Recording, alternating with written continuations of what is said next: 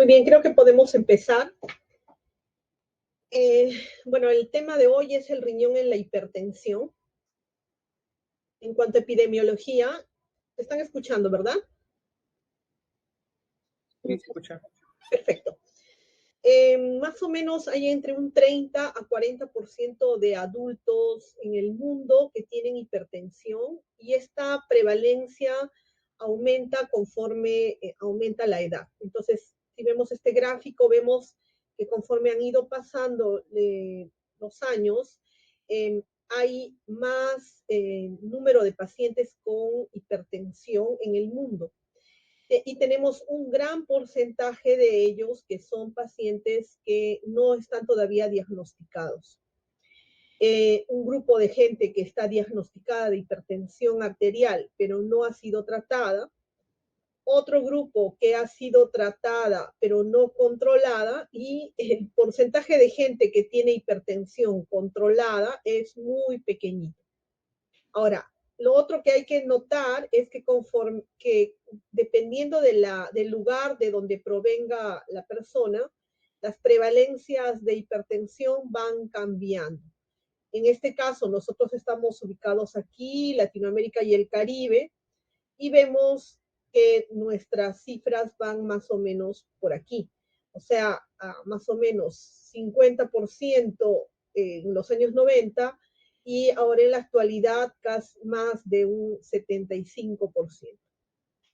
Lo otro es que más o menos entre 90 y 95% de los pacientes son hipertensos esenciales o primarios y solo hay un 5 a 10% de casos que tienen hipertensión secundaria.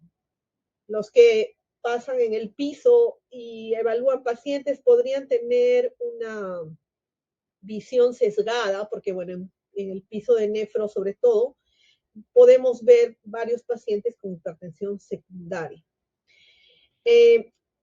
Además, tenemos que tomar en cuenta que la prevalencia de hipertensión en pacientes con enfermedad renal es mayor todavía y puede aparecer hasta en un 80% de casos. Entonces, cuando hablamos de clasificación, vamos a tener dos tipos de hipertensión, la que es esencial o primaria, es decir, que no tiene una causa y que es más o menos 90-95% de los casos. Se relaciona mucho con los hábitos de vida, el sedentarismo, la alimentación rica en grasas y carbohidratos. También puede asociarse con el uso de algunos fármacos como los esteroides, terapia hormonal en el caso de las mujeres, un exceso de ingesta de sodio y la causa secundaria, que solo es entre un 5 a 10%, generalmente en personas menores de 40 años y que puede tener causa renal, que podría ser una enfermedad parenquimal o una enfermedad vascular, endocrina, que podría ser un hiperaldosteronismo, un feocromocitoma, desórdenes de los esteroides, alteraciones de la tiroides, y neuronal como el apnea del sueño. Entonces, los criterios clínicos para pensar, por ejemplo, en una causa de hipertensión secundaria de tipo renovascular, sería una hipertensión de inicio reciente en gente menor de 50 años, que sea una hipertensión refractaria, que sea acelerada o maligna, que tenga evidencia de enfermedad aterosclerótica o de insuficiencia cardíaca y que tenga un deterioro de la función renal que no podamos explicar. Además, que este deterioro de la función renal se incremente con el uso de YECAS o ARA2, que suele ser un hallazgo común. Puede haber también asimetría renal, uno de los riñones más pequeño que el otro, un soplo abdominal en algunos casos, alteraciones del potasio, sobre todo en relación a hipopotasemia. Entonces, la hipertensión arterial tiene una serie de complicaciones cardiovasculares. Como sabemos, la hipertensión es un factor de inicio de enfermedad renal y también es un factor de progresión de enfermedad renal. Hemos dicho que el principal factor de progresión de enfermedad renal es la proteinuria, pero si yo tengo una hipertensión mal controlada o un mal control metabólico, también puede llevarme a que la enfermedad renal progrese. Además, la hipertensión se asocia con una serie de complicaciones cardiovasculares de tipo cardiológico, como un crecimiento del ventrículo izquierdo, una insuficiencia cardíaca, cerebrales como una hemorragia cerebral, un accidente cerebrovascular, y renales como la enfermedad renal crónica. Entonces, ¿con qué mecanismos el riñón puede causar hipertensión esencial?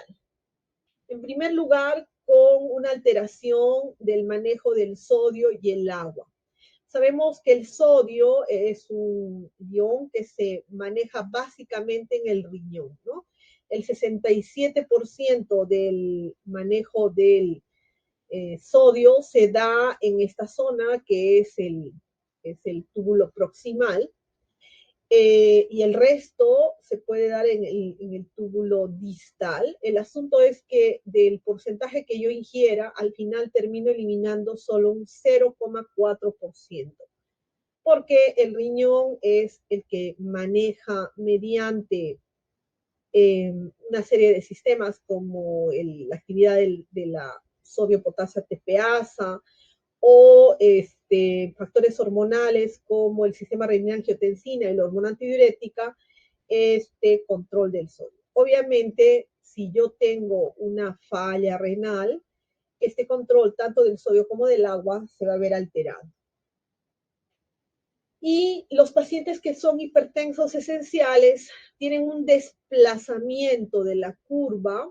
Esta curva que vemos aquí celeste es la curva normal, y en el caso de los hipertensos esenciales, como ven, la curva está desplazada de la curva de presión y natriuresis hacia la derecha. Es decir, que necesitan mayor nivel de presión para poder eliminar la misma cantidad de sodio y agua. Generalmente esto se asocia a que hay mayor reabsorción tubular, pueden ser razones genéticas, hay un incremento de la angiotensina 2 y de la endotelina dentro del riñón, y hay una disminución de la síntesis de óxido nítrico, prostaglandinas y factor de crecimiento vascular endotelial. Entonces, lo otro, aparte de esos cambios, es que hay una vasoconstricción arterial. En la hipertensión se va a producir un desequilibrio entre las hormonas vasoconstrictoras y las hormonas vasodilatadoras. Hay estímulos vasoconstrictores, como el sistema renina-angiotensina, que su bloqueo va a desplazar la curva de la presión natriuresis hacia la izquierda, y la angiotensina 2, que a través de su unión con receptores va a condicionar el incremento en la reabsorción de sodio y agua. Entonces, bueno, nosotros sabemos que hay en esta zona de la mácula densa y las células yuxtaglomerulares, se va a producir digamos, la activación del sistema renina-angiotensina, y este sistema renina-angiotensina va a llevar a un incremento en el gasto cardíaco, a vasoconstricción, a liberación de aldosterona, a reabsorción de cloruro de sodio a nivel del túbulo distal, a vasoconstricción intrarrenal, a un incremento de la sed y del apetito a nivel del sistema nervioso central, a mayor transporte de cloruro de sodio en el intestino, y todo esto me va a llevar a un aumento de la presión arterial y a un aumento del volumen extracelular. Lo otro que puede ocurrir es que haya también una mayor activación del sistema nervioso simpático intrarrenal, lo que va a hacer que aumente la reabsorción del sodio.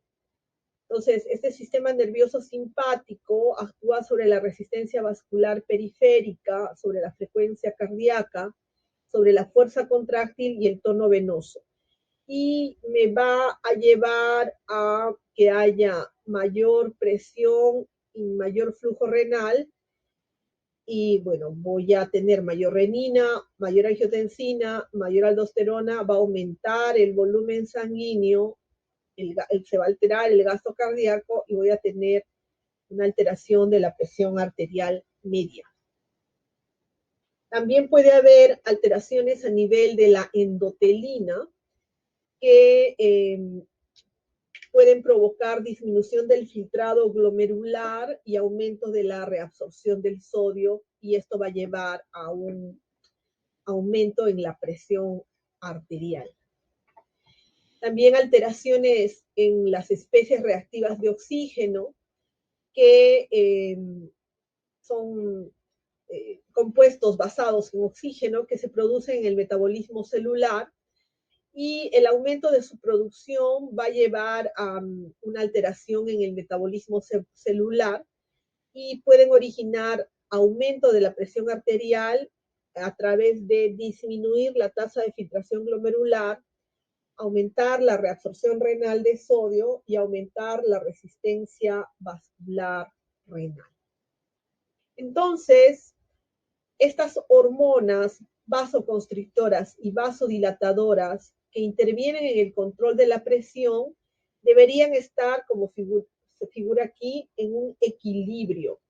Debería estar en un equilibrio este sistema renina-angiotensina, el sistema simpático, la endotelina y las especies reactivas de oxígeno, que me aumentan la reabsorción renal, el sodio y el agua, y deberían estar en el mismo nivel o en equilibrio con el óxido nítrico, el péptido natriurético atrial, las prostaglandinas, que me disminuyen la reabsorción renal de sodio y agua.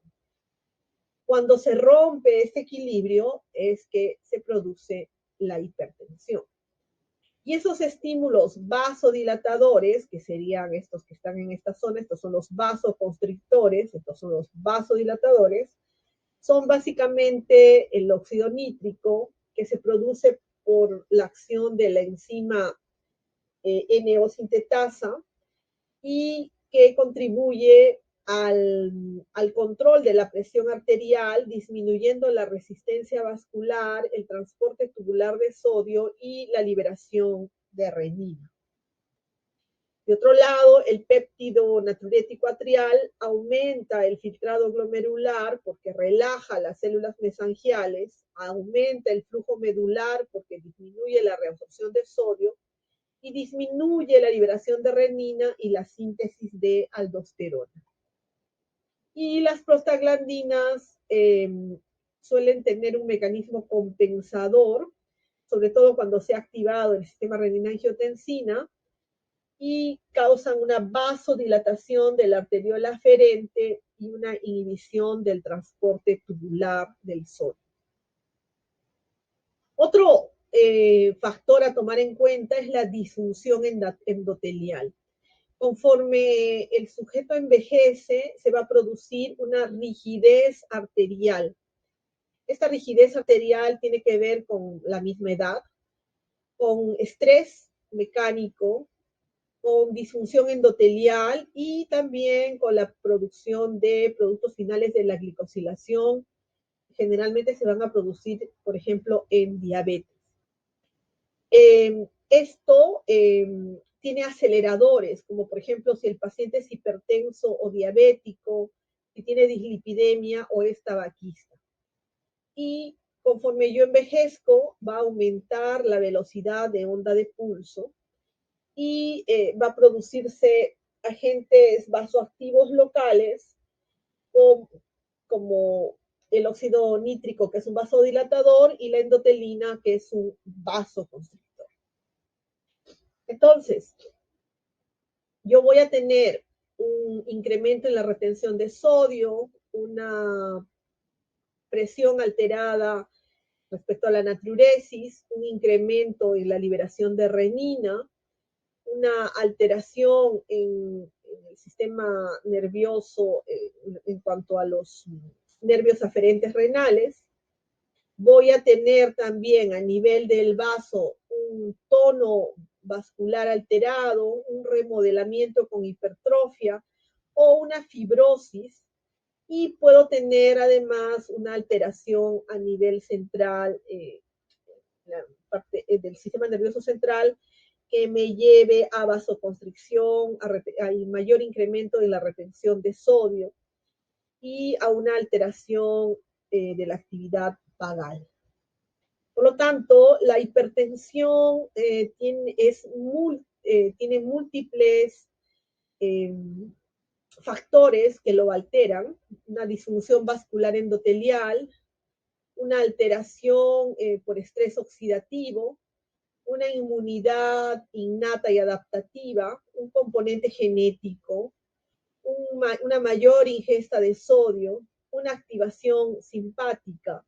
Se considera también que hay una alteración en la microbiota y mecanismos renales. Todos estos factores sumados en un paciente, más los factores ambientales, van a hacer que se produzca la hipertensión.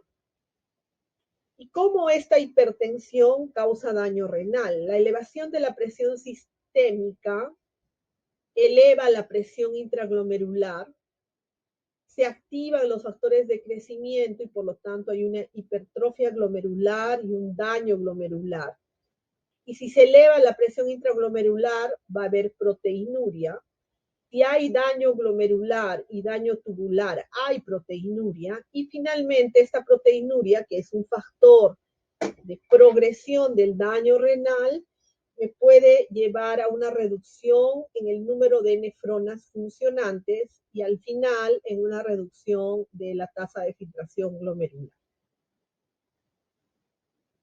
¿Quiénes fueron los primeros que describieron la relación entre la hipertensión y la enfermedad renal? Pues estos dos señores de aquí, a inicios del siglo XX, Volhard y Farr,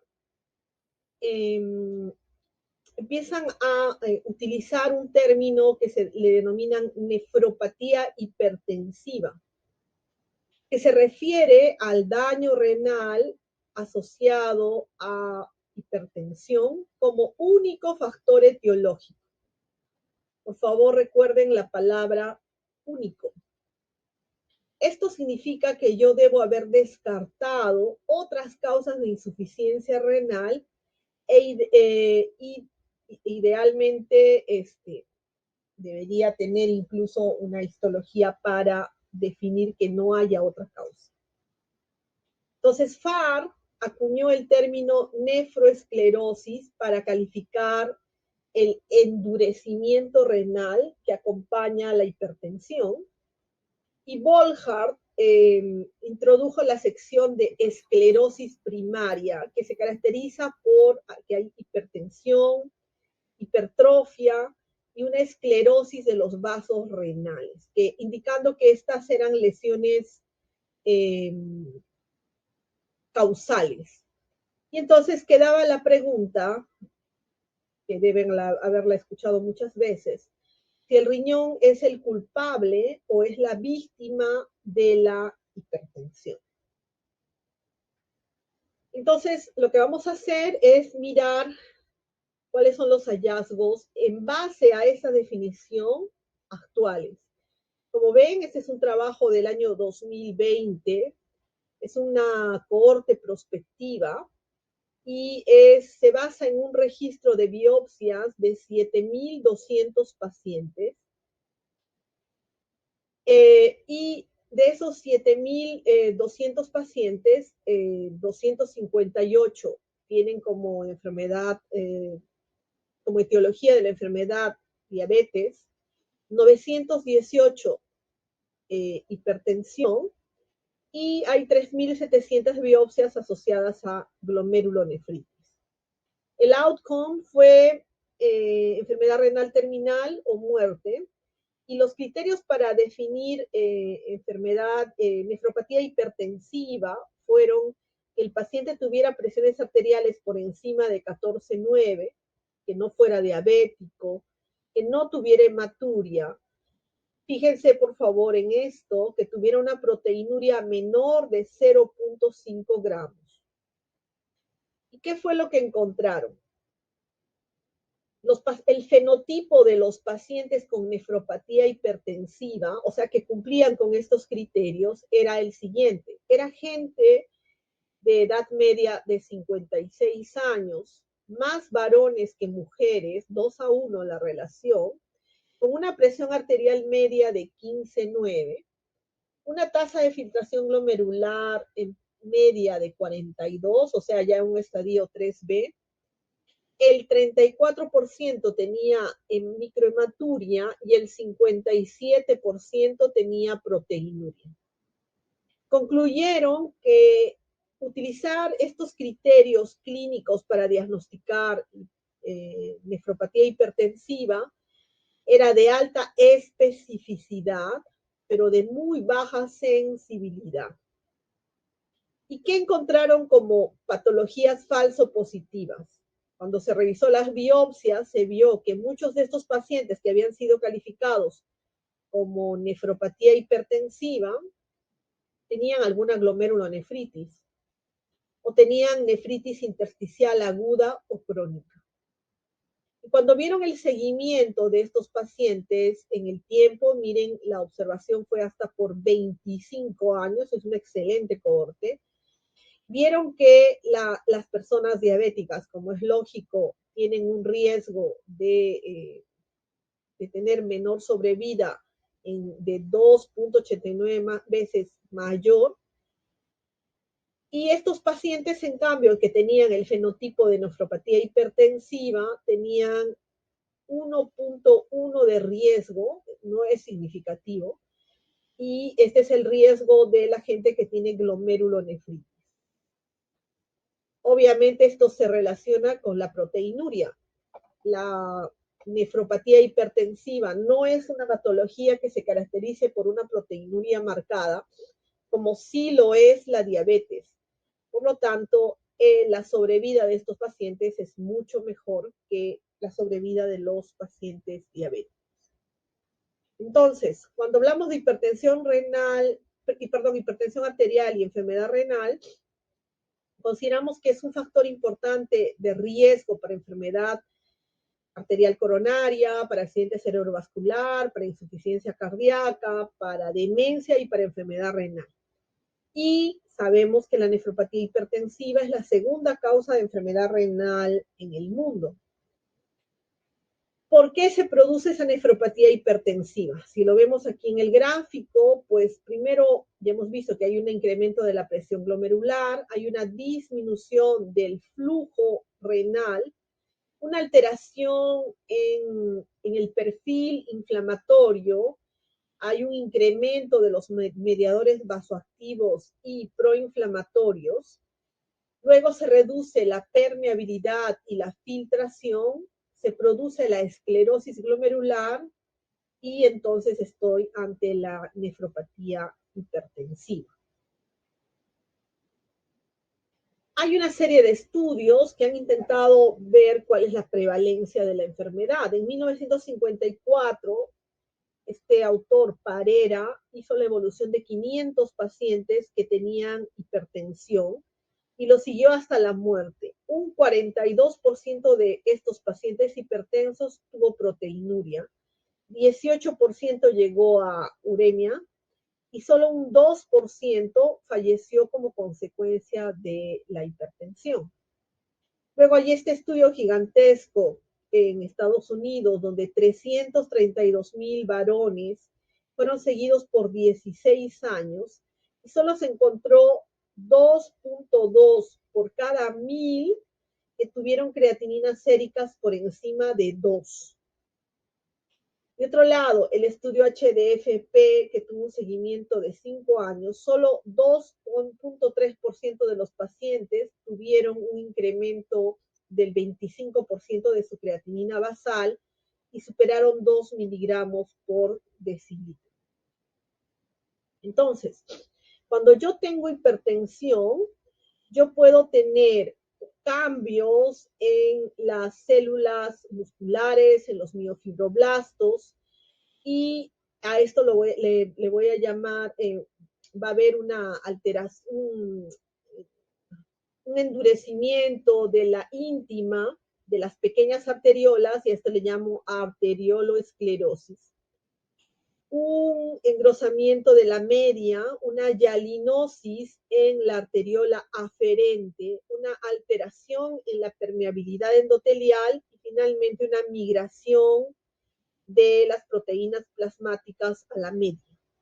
También puede haber una reducción del ovillo glomerular con aparición de colágeno y esclerosis. Eso me va a llevar a una reducción en la filtración, una alteración de los podocitos, y esta alteración de los podocitos me va a llevar a microalbuminuria y puede haber hiperfiltración de los glomérulos remanentes. Además, va a haber una alteración tubular con reclutamiento de células y con incremento de los fibroblastos intersticiales, una disfunción de la microvasculatura y finalmente una fibrosis tubulointersticial.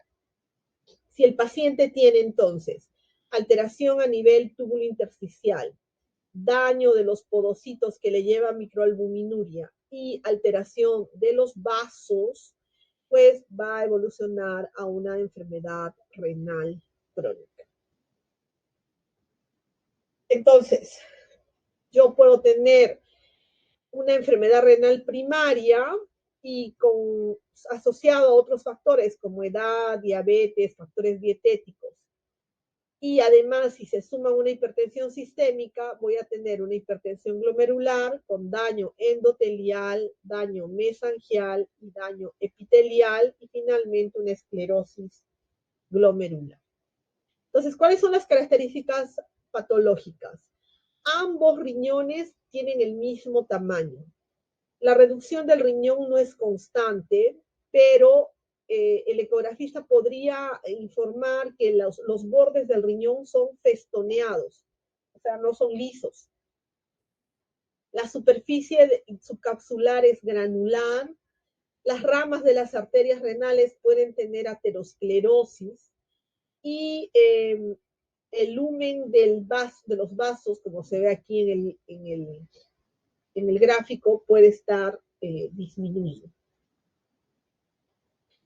Los glomérulos van a tener cambios isquémicos. El riñón nefroesclerótico tiene 3 poblaciones de glomérulos. Zonas donde los glomérulos son normales.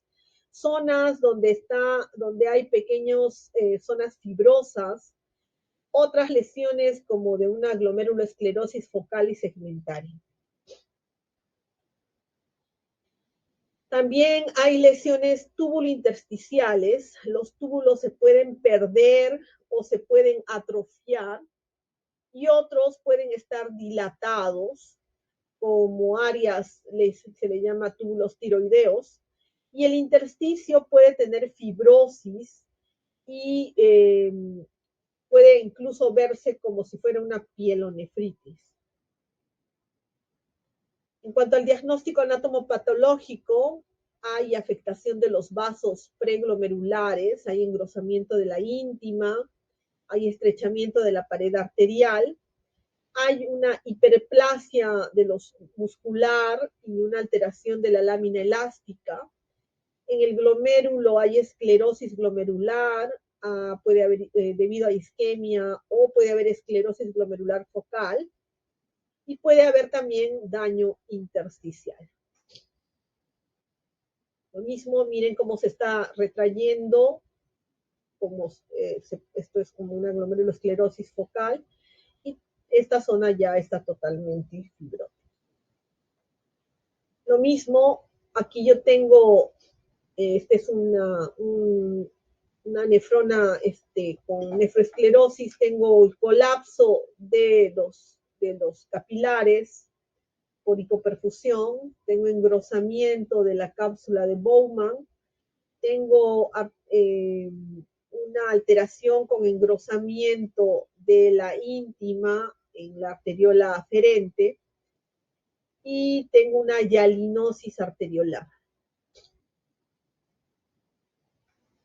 Entonces, los criterios serían, para que yo diga, este paciente tiene una una nefropatía por hipertensión o nefropatía hipertensiva, que una ausencia de alteración renal, o sea, la función renal debería estar bien, una historia familiar de hipertensión con evidencia de lesión orgánica, puede ser hipertrofia ventricular izquierda, puede ser retinopatía, puede haber proteinuria, y una ausencia de enfermedad renal de otra etiología.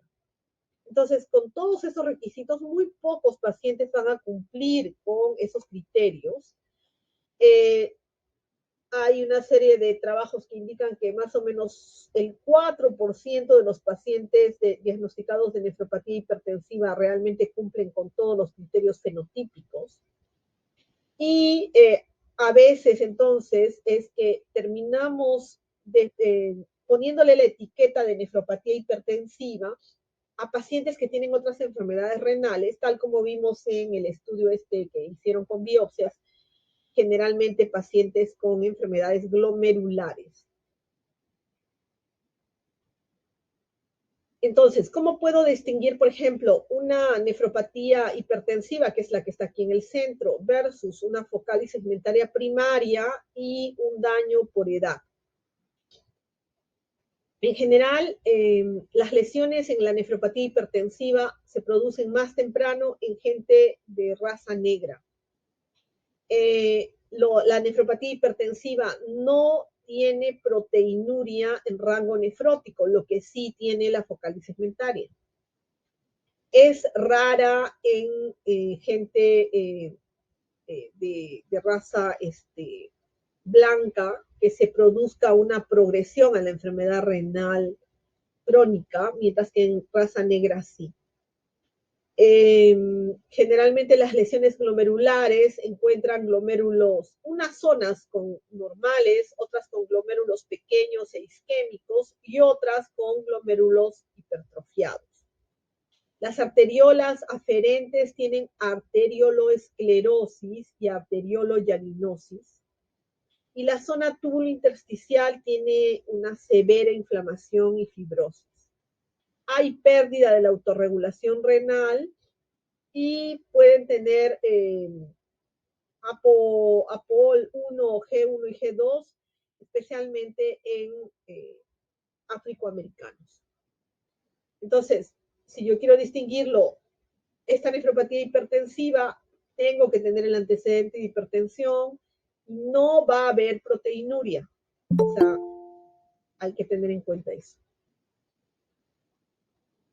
Aunque la hipertensión es el principal factor de riesgo de deterioro de la función renal, tanto en pacientes con nefropatía hipertensiva como con otras nefropatías, no está enteramente demostrado que se pueda atribuir a la nefropatía hipertensiva. Lo más probable es que muchos de esos pacientes tengan enfermedades glomerulares que no hemos diagnosticado, digamos, a tiempo, y que cuando queremos hacer un estudio histológico ya no podemos. Ahora, cuando hablamos de hipertensión arterial en la enfermedad renal, debemos saber que la hipertensión en la enfermedad renal puede estar presente en la enfermedad renal aguda, en los pacientes con enfermedad renal crónica, en los pacientes después del trasplante o en estado anéfrico. Y esto se debe a que la enfermedad renal crónica incrementa el estrés oxidativo y la inflamación y aumenta la rigidez arterial, llevando entonces a hipertensión sistólica, aumento de la presión de pulso, daño en la microcirculación, fibrosis, y esto me va a llevar a que haya una progresión en el daño estructural y funcional de los tejidos. En el caso de la enfermedad glomerular aguda, por ejemplo, la glomerulonefritis postestreptocócica o en la nefropatía membranosa, hay una retención de sodio y de agua, y la elevación de la presión podría ser por sobrecarga de volumen. En el caso de la enfermedad glomerular aguda también puede haber una resistencia al péptido atrial natriurético o un incremento en la actividad de la bomba sodio-potasio ATPasa en el túbulo colector. Puede presentarse hipertensión en enfermedades vasculares, por ejemplo, la vasculitis o la esclerodermia. En este caso, la elevación es por activación del sistema renina-angiotensina y se produce por la isquemia. Entonces, en estos casos hay una lesión endotelial con proliferación de la íntima, con cierre de la luz vascular, con disminución del flujo sanguíneo. Hay hiperplasia del aparato yuxtaglomerular que hace que haya un incremento de la renina y esto me lleva a una hipertensión maligna y más crisis renal en el caso, por ejemplo, de los pacientes con esclerodermia.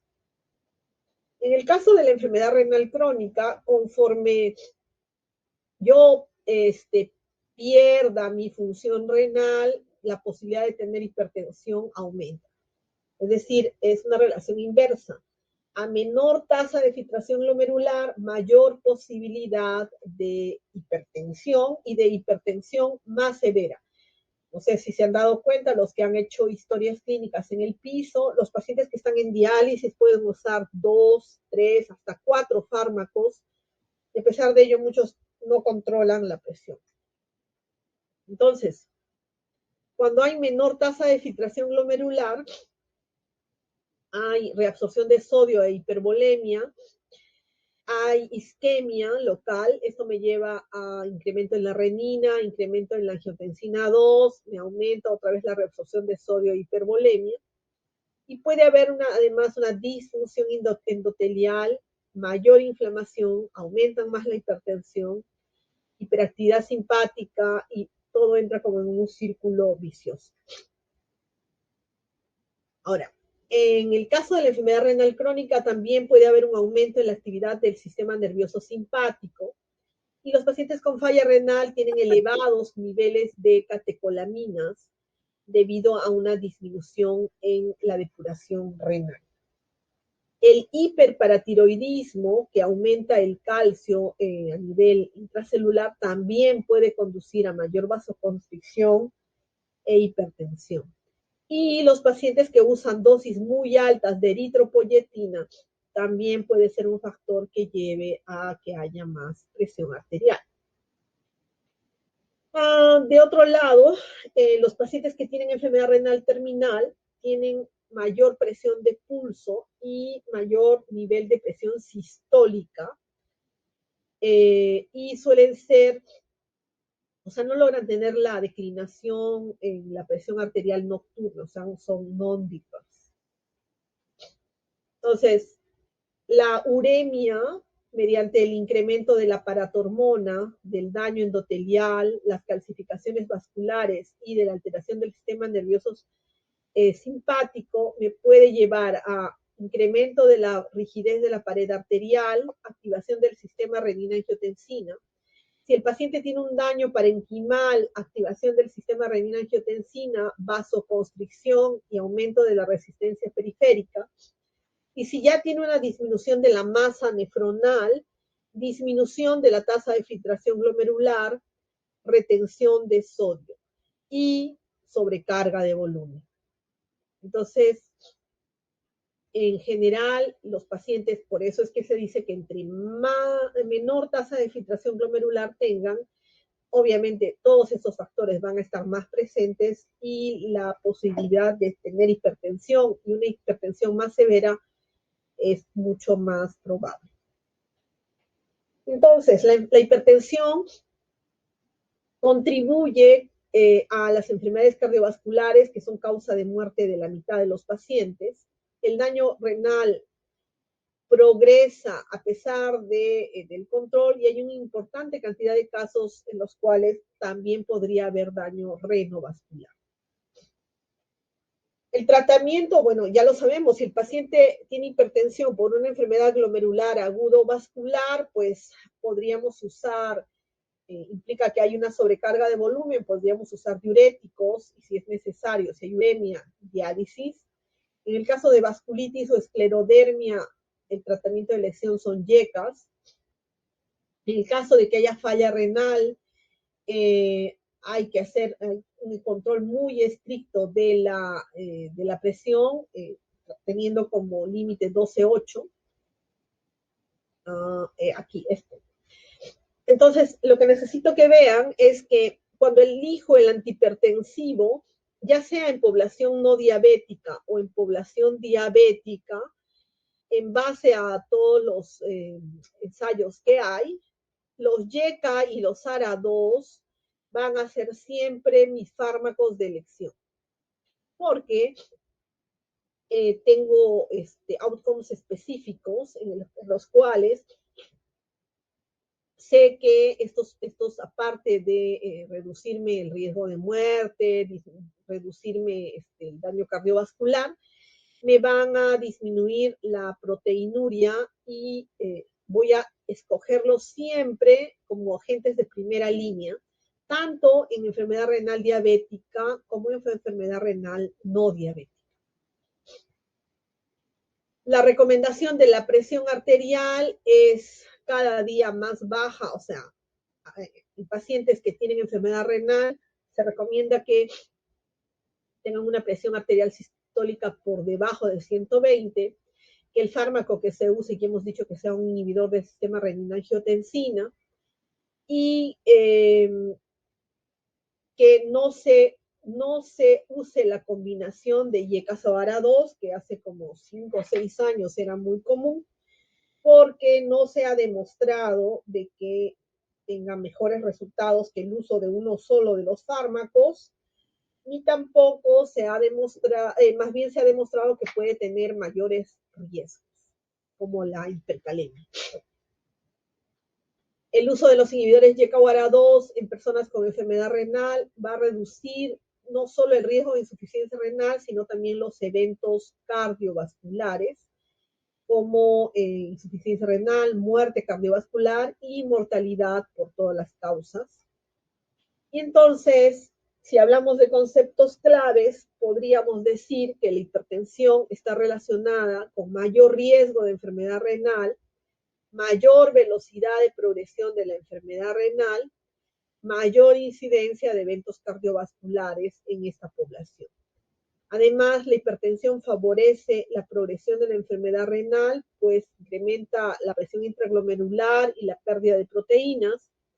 La reducción de la presión va a enlentecer la progresión de la enfermedad renal.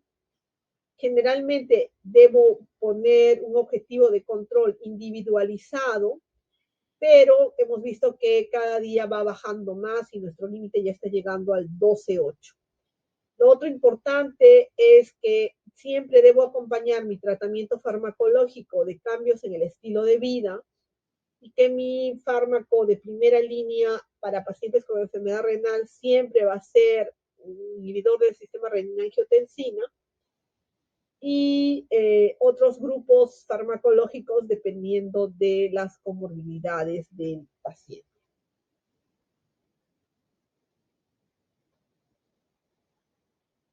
Muy bien, entonces esa era la clase de hoy. Disculpen que no pude brindarla en la mañana. Entonces, no sé si tienen alguna pregunta, algo que quieran comentar. Si no preguntan, voy a preguntar yo. ¿No? ¿No tienen ninguna pregunta? ¿Todo está sumamente claro? A ver, Ángela.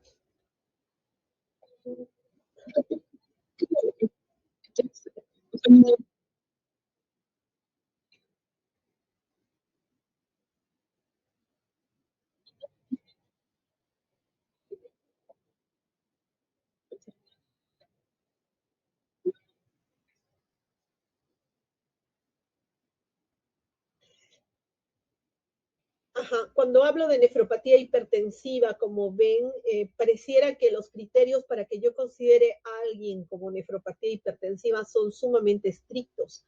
O sea, tengo que haber descartado todas las otras patologías y se debe haber quedado solo la hipertensión como única causa.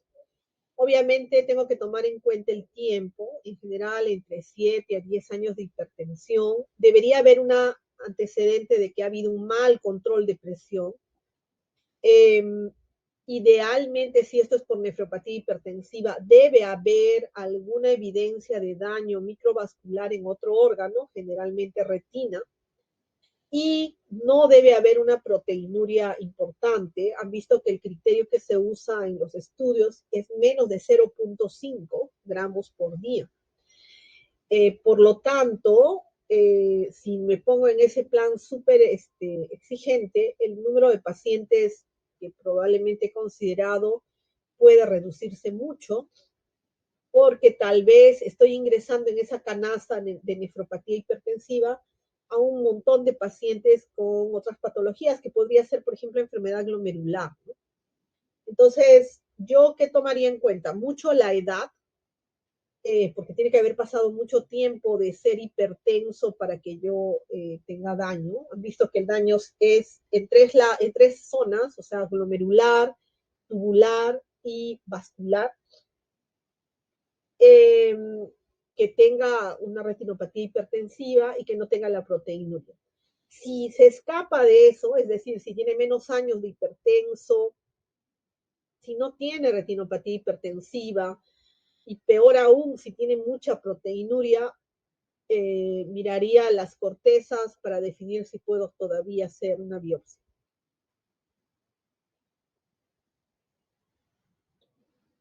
Listo. ¿Alguna pregunta más? Lidia. Sí, doctora. Una consulta.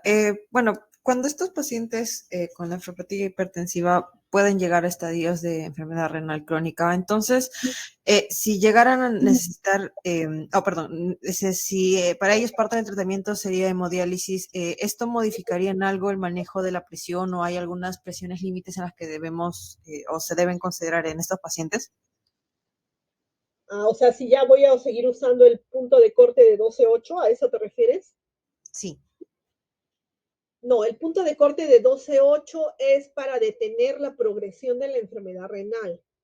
Y el fármaco elegido, por eso es YECA-OARA2, porque no solo es antihipertensivo, sino es antiproteinúrico. Una vez que el paciente ya llega a diálisis, es más, cuando el paciente ya está entrando a un estadio 4, muchas veces el utilizar YECA-OARA2 que me serviría porque saben que conforme avanza el daño puede empezar a perder más proteínas, voy a tener que suspenderlo por el riesgo de la hipercalemia. Entonces, generalmente me paso a un calcio antagonista. Y cuando llega el periodo de la diálisis, puedo necesitar 2 o 3 fármacos porque se vuelve más hipertenso. Y no es recomendable bajar tanto la presión porque si el paciente tiene, por ejemplo, una fístula y yo bajo mucho la presión, hay riesgo de que se cierre la fístula. En general los mantenemos en 13.8 generalmente.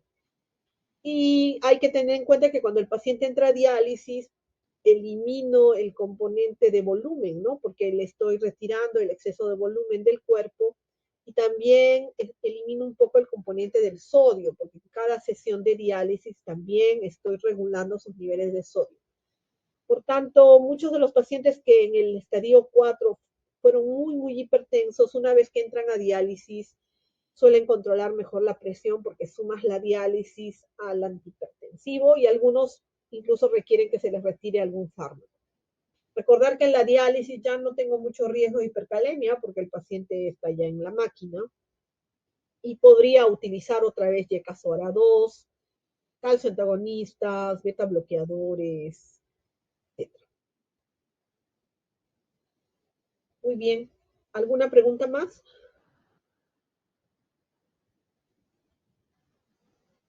Bueno, si ya no hay más preguntas, entonces los dejo para que sigan estudiando y leyendo. Cuídense. Gracias. Gracias, doctora. Gracias, doctora. Nos vemos. Chao. Gracias, doctora. Chao, chicos.